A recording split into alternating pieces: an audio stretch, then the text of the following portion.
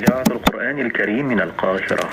دائق الإيمان تقديم شحات العرابي. بسم الله الرحمن الرحيم. أيها الإخوة المؤمنون، السلام عليكم ورحمة الله وبركاته.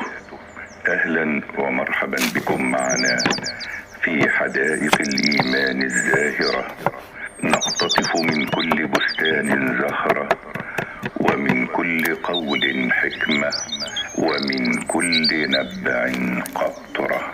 قطرة من نداك تروي غنيم.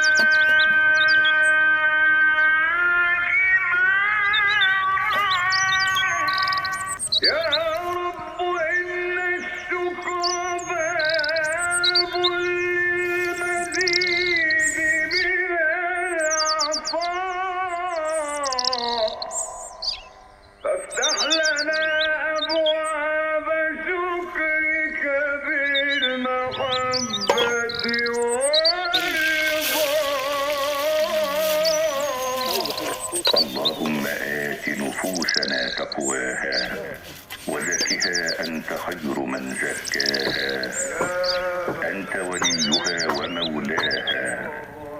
اللهم اكفنا السوء بما شئت وكيف شئت، إنك على ما تشاء قدير.